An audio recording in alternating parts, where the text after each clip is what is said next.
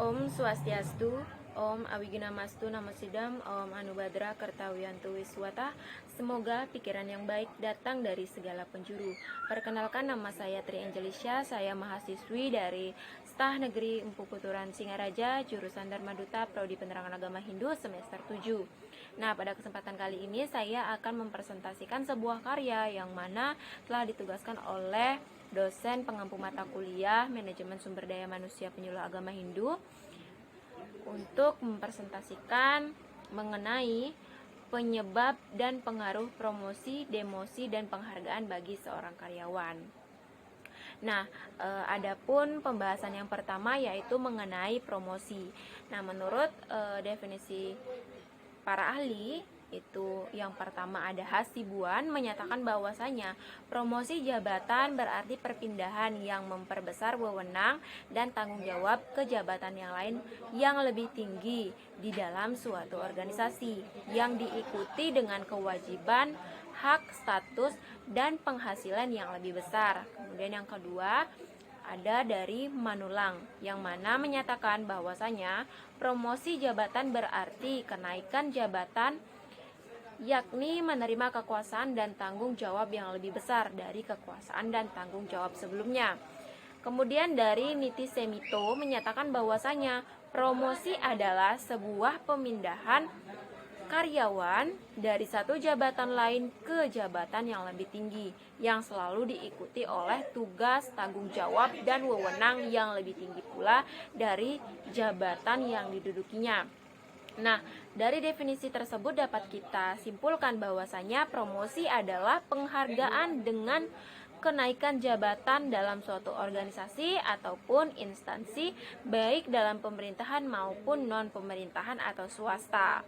Nah, disebutkan pula dari Hasibuan bahwa dasar-dasar promosi jabatan dibagi menjadi 3 bagian, yaitu yang pertama pengalaman. Nah, pengalaman ini sama dengan senioritas, di mana promosi jabatan didapatkan melalui pengalaman yang dimiliki oleh karyawan. Nah, di sini karyawan memiliki masa kerja yang cukup lama akan memiliki pengalaman yang lebih banyak. Kemudian yang kedua ada kecakapan. Nah, kecakapan yang dimaksud di sini adalah kecakapan dalam hal pelaksanaan prosedur kerja, teknik-teknik khusus dalam disiplin ilmu pengetahuan. Kemudian kecakapan dalam menyatukan dan menyelaraskan elemen-elemen yang terkait dalam penyusunan kebijakan manajemen, serta kecakapan dalam memberikan motivasi secara langsung.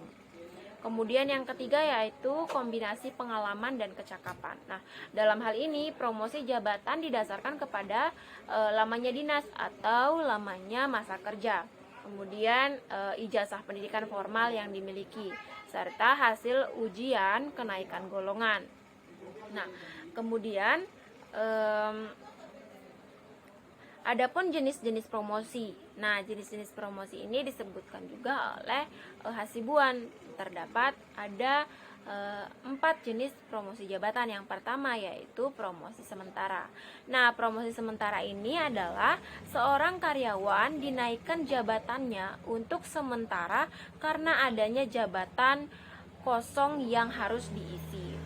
Kemudian yang kedua ada promosi tetap. Nah, promosi tetap ini adalah seorang karyawan dipromosikan dari suatu jabatan ke jabatan yang lebih tinggi karena karyawan tersebut telah memenuhi syarat untuk dipromosikan. Kemudian promosi kecil.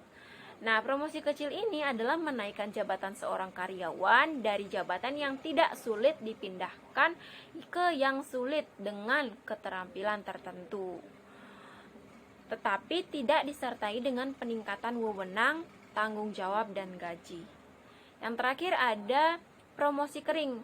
Nah, promosi kering ini yaitu seorang karyawan dinaikkan jabatannya yang lebih tinggi disertai dengan peningkatan pangkat, wewenang, dan tanggung jawab, tetapi tidak disertai dengan kenaikan gaji atau upah. Selanjutnya, menurut Sondang P. Siagian, ada syarat-syarat promosi.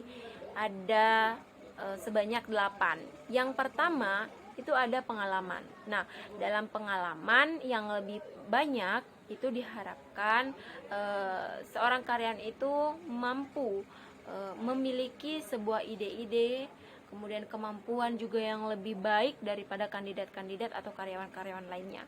Terus yang kedua yaitu tingkat pendidikan. Nah, dengan pendidikan yang tinggi diharapkan seorang karyawan memiliki pemikiran yang lebih baik. Kemudian yang ketiga yaitu loyalitas. Nah, dengan adanya loyalitas yang tinggi, karyawan diharapkan memiliki tanggung jawab yang lebih besar. Kemudian yang keempat yaitu kejujuran. Nah, untuk promosi sebuah jabatan itu kejujuran merupakan syarat yang paling penting. Kemudian yang kelima, tanggung jawab. Nah, dalam promosi jabatan, tanggung jawab merupakan syarat yang paling utama karena setiap pekerjaan pasti membutuhkan tanggung jawab. Kemudian yang keenam, kepandaian bergaul. Nah, dalam hal ini kepandaian bergaul menjadi syarat promosi dalam promosi jabatan tertentu. Kemudian yang ketujuh yaitu prestasi kerja. Nah, pada umumnya setiap perusahaan selalu mencantumkan syarat untuk prestasi kinerjanya. Ketika seseorang itu sudah bekerja sesuai dengan target yang telah diberikan perusahaan,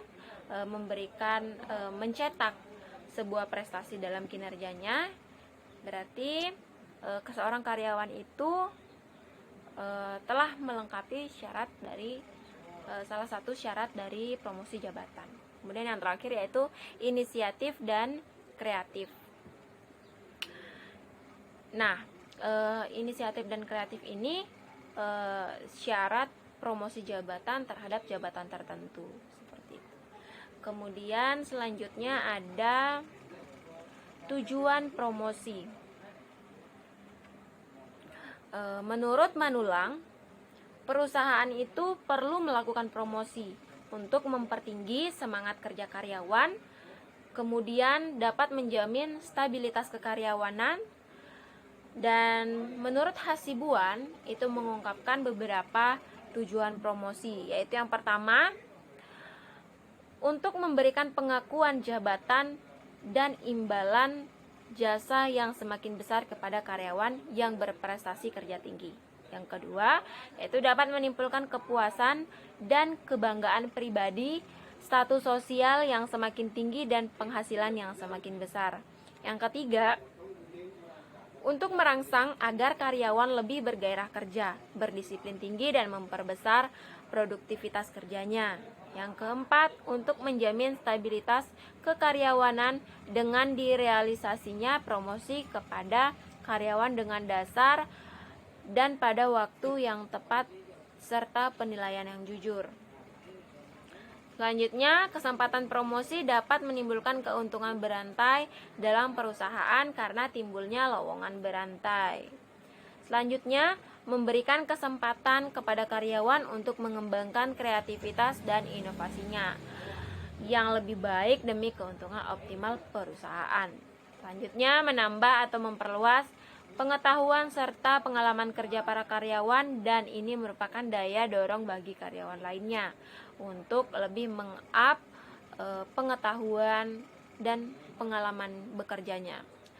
Kemudian untuk mengisi kekosongan jabatan karena pejabatnya berhenti. Selanjutnya, karyawan yang dipromosikan kepada jabatan yang tepat, semangat, kesenangan, dan ketenangannya dalam bekerja semakin meningkat. Selanjutnya, mempermudah penarikan pelamar, sebab dengan adanya kesempatan promosi merupakan daya pendorong bagi pelamar-pelamar untuk memasukkan lamarannya. Yang paling terakhir yaitu promosi akan memperbaiki status karyawan dari karyawan sementara menjadi karyawan tetap setelah lulus dalam masa percobaannya. Selanjutnya, pembahasan kedua yaitu ada demosi, yang mana demosi ini menjadi suatu hal yang sangat dihindari oleh setiap pekerja. Mengapa? Karena demosi merupakan pemindahan seorang karyawan dari jabatan ke jabatan yang lain yang lebih rendah, seperti menurunkan status, jabatan, dan gaji. Nah, Adapun indikator dalam memutuskan penjatuhan sanksi demosi ialah yang pertama itu ketidakmampuan karyawan dalam mengemban tugas dan tanggung jawab yang diberikan perusahaan sehingga menghasilkan prestasi kerja yang rendah. Kemudian yang kedua, rasionalisasi jumlah karyawan karena adanya program efektivitas dan efisiensi dalam manajemen perusahaan. Jadi tujuan dilakukan demosi terhadap karyawan yang bersangkutan itu adalah untuk pembinaan dan pembelajaran bagi karyawan. Ketika seseorang melakukan dua indikator dari penjatuhan demosi ini dan manajemen menganggap masih adanya harapan bagi karyawan tersebut untuk memperbaiki diri, maka tindakan demosi ini diberikan sebagai sanksi yang mendidik karyawan tersebut ke arah yang lebih baik agar menghindari kerugian perusahaan yang lebih besar karena telah salah menempatkan karyawan di posisinya. Kemudian pembahasan yang ketiga yaitu penghargaan. Nah, reward atau penghargaan ini merupakan sebuah pengakuan kepada suatu prestasi tertentu yang diberikan dalam bentuk material dan non-material, yang mana ini diberikan oleh pihak organisasi atau lembaga kepada individu atau kelompok pegawai agar mereka dapat bekerja dengan motivasi yang tinggi dan berprestasi dalam mencapai tujuan-tujuan organisasi. Nah, disebutkan pula menurut Handoko, reward atau penghargaan ini merupakan sebagai bentuk apresiasi untuk mendapatkan tenaga kerja yang profesional sesuai dengan tuntutan jabatan. Diperlukan suatu pembinaan yang berkesinambungan, yaitu suatu usaha kegiatan, perencanaan, pengorganisasian, penggunaan, dan pemeliharaan tenaga kerja agar mampu melaksanakan tugas dengan efektif dan efisien. Kemudian menurut Nugroho yaitu reward adalah ganjaran, hadiah, penghargaan atau imbalan yang bertujuan agar seseorang lebih giat lagi usahanya untuk memperbaiki atau meningkatkan kinerja yang telah dicapai. Oleh karena itu, diadakan pemberian reward atau penghargaan ini kepada pegawai yang telah menunjukkan prestasi yang baik sebagai upaya yang mana perusahaan menghargai prestasi kerjanya. Nah, di dalam konsep manajemen, reward ini merupakan salah satu alat untuk meningkatkan motivasi kinerja para pegawai atau para karyawan, yang mana bertujuan agar seorang menjadi semakin giat dalam usaha memperbaiki atau meningkatkan prestasi yang telah dicapai.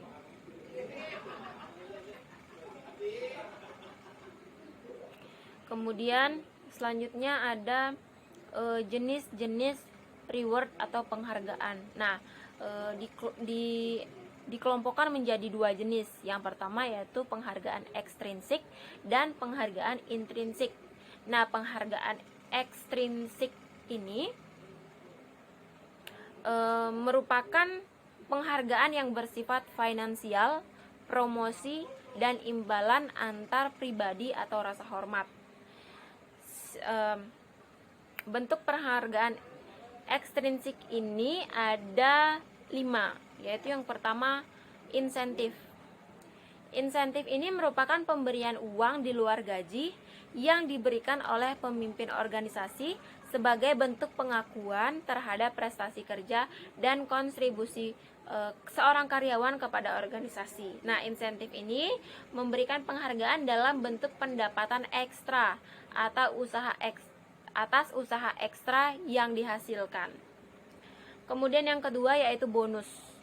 Nah, bonus ini adalah imbalan yang berupa sejumlah uang yang ditambahkan ke gaji karyawan yang mampu bekerja sedemikian rupa sehingga melampaui harapan pemimpin. Jadi melampaui target yang diberikan oleh pemimpin dari suatu perusahaan tersebut.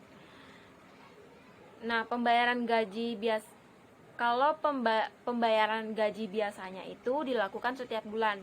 Nah, kalau pemberian atau pembayaran bonus ini dilakukan secara bervariasi tergantung pada perjanjian antara pengusaha dan pegawainya. Misalnya bonus tahunan. Nah, bonus tahunan ini biasanya diberikan apabila perusahaan mendapat laba atau keuntungan ataupun memiliki nilai saldo positif di akhir tahun. Kemudian yang ketiga yaitu medali, sertifikat, dan gelar. Jadi tujuannya ini adalah untuk memberikan pegawai bahwasanya dia telah berprestasi dan pantas untuk diberikan penghargaan. Biasanya penghargaan ini itu bersifat formal dari pimpinan. Kemudian yang keempat yaitu pujian. Nah, pujian ini adalah tindakan ataupun penguatan yang positif dan baik yang bertujuan sebagai alat motivasi seseorang dalam melakukan tugasnya. Kemudian yang kelima yaitu promosi jabatan. Nah, promosi jabatan inilah yang didambakan oleh setiap karyawan karena merupakan penghargaan atas keberhasilan seseorang dalam menunjukkan prestasi kerja yang tinggi, sekaligus sebagai pengakuan atas kemampuan dan potensi yang bersangkutan untuk menduduki posisi yang lebih tinggi dalam perusahaan atau organisasi. Kemudian kelompok yang kedua yaitu penghargaan intrinsik. Itu adalah suatu perasaan lega yang dirasakan oleh seseorang ketika berhasil melakukan sesuatu serta dapat meningkatkan kepercayaan diri. Nah, imbalan intrinsik ini mencakup rasa penyelesaian dalam pencapaian prestasi, otonomi, dan pertumbuhan pribadi. Yang pertama yaitu pencapaian prestasi. Nah, pencapaian prestasi ini adalah imbalan yang ditata sendiri, yang dirasakan sendiri, yang diperoleh jika seseorang mencapai suatu tujuan yang menantang. Jadi ketika ada suatu pekerjaan yang menurut kita itu menantang, menurut seorang karyawan itu menantang, dan dia berhasil menyelesaikannya, maka akan terdapat rasa lega yang masing-masing karyawan rasakan. Kemudian yang kedua yaitu otonomi. Nah, dalam pekerjaan yang berstruktur dan dikendalikan manajemen secara ketat akan sulit menciptakan tugas yang menimbulkan rasa otonomi. Nah, rasa otonomi ini misalnya seperti mengutarakan pendapat ketika rapat. Kemudian yang ketiga yaitu pertumbuhan pribadi. Nah, setiap individu adalah suatu pengalaman yang unik. Dengan mengembangkan kesanggupan, seseorang mampu memaksimalkan atau paling tidak memuaskan potensi keahliannya. Selanjutnya yaitu tujuan dari penghargaan. Nah, tujuan dari reward atau penghargaan ini ada 3, yaitu yang pertama menarik. Yang dimaksud yaitu penghargaan itu harus mampu menarik orang yang berkualitas untuk menjadi anggota organisasi. Yang kedua yaitu mempertahankan. Sebuah penghargaan itu juga bertujuan untuk mempertahankan pegawai dari incaran organisasi lain. Kemudian yang ketiga yaitu memotivasi. Nah, adanya sistem penghargaan atau reward ini baik harus mampu meningkatkan motivasi pegawai untuk mencapai prestasi yang tinggi. Demikian pemaparan presentasi yang dapat saya sampaikan. Untuk itu apabila teman-teman ada pertanyaan silahkan ditanyakan, dan saya akhiri dengan ucapan terima kasih karena telah mendengarkan dan menyimak presentasi saya, dan saya akhiri dengan ucapan Om Santi Santi Santi Om.